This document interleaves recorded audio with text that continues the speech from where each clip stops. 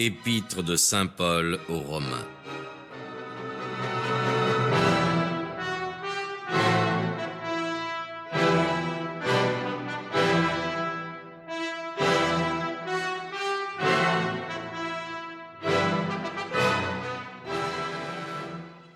Paul, serviteur de Jésus-Christ, appelé apôtre, mis à part pour l'évangile de Dieu, que Dieu avait promis auparavant par ses prophètes dans les saintes Écritures touchant son Fils, qui lui est né de la race de David selon la chair, qui a été prédestiné comme Fils de Dieu avec puissance, selon l'Esprit de sainteté, par sa résurrection d'entre les morts, Jésus-Christ notre Seigneur, par qui nous avons reçu la grâce et l'apostolat, pour faire obéir à la foi toutes les nations en son nom, au rang desquelles vous êtes aussi, ayant été appelés par Jésus-Christ.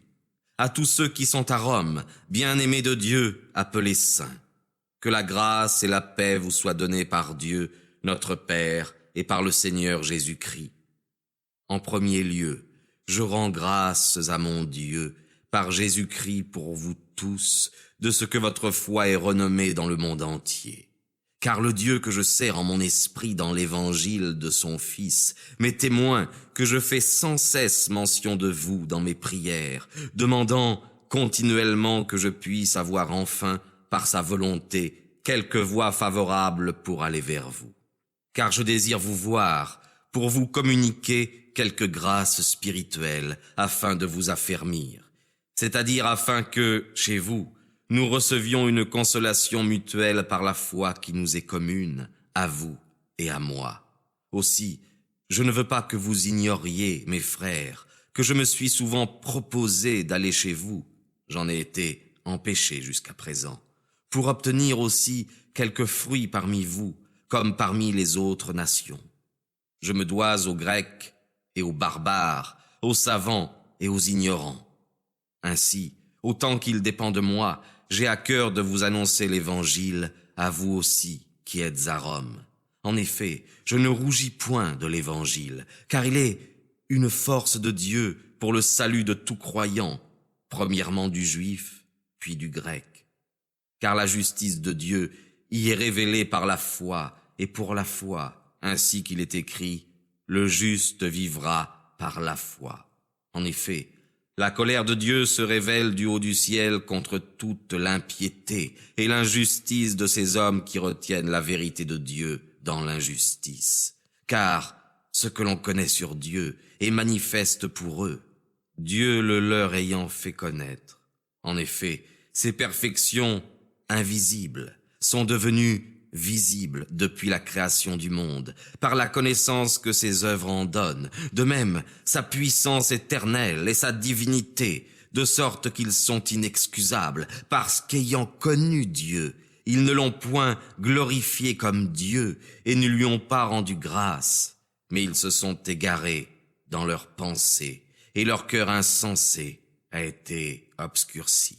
Ainsi, en disant qu'ils étaient sages, ils sont devenus fous, et ils ont changé la gloire du Dieu incorruptible contre une image représentant l'homme corruptible, et les oiseaux, et les quadrupèdes, et les reptiles.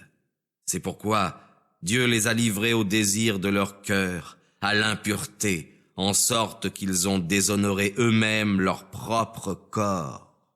Eux qui ont changé la vérité de Dieu en mensonge, et qui ont adoré et servi la créature au lieu du Créateur, qui est béni dans tous les siècles.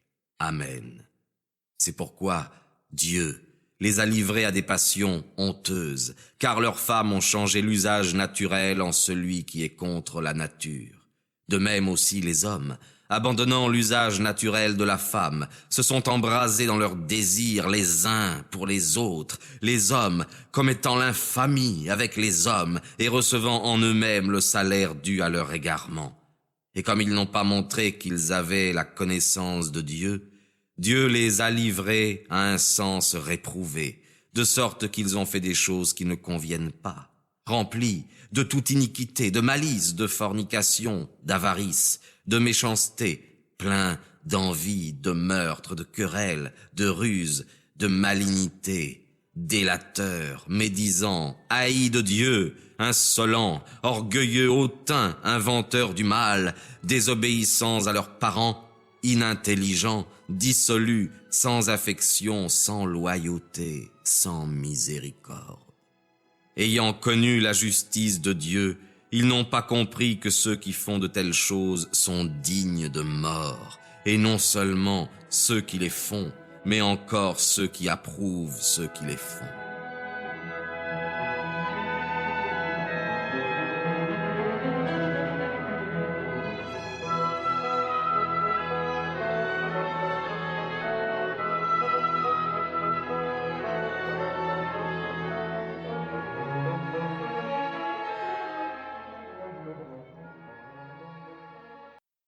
C'est pourquoi tu es inexcusable, ô homme, qui que tu sois, qui juge les autres. Car en jugeant autrui, tu te condamnes toi-même, puisque tu fais les choses mêmes que tu juges. Car nous savons que le jugement de Dieu contre ceux qui se conduisent ainsi est conforme à la vérité.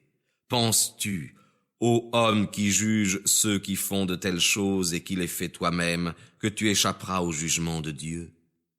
Est-ce que tu méprises les richesses de sa bonté, de sa patience et de sa longanimité ? Ignores-tu que la bonté de Dieu t'invite à la pénitence ? Cependant, par ton endurcissement et par ton cœur impénitent, tu t'amasses un trésor de colère pour le jour de la colère et de la manifestation du juste jugement de Dieu, qui rendra à chacun selon ses œuvres, à ceux qui, par la persévérance dans les bonnes œuvres, cherchent la gloire, l'honneur et l'immortalité, la vie éternelle.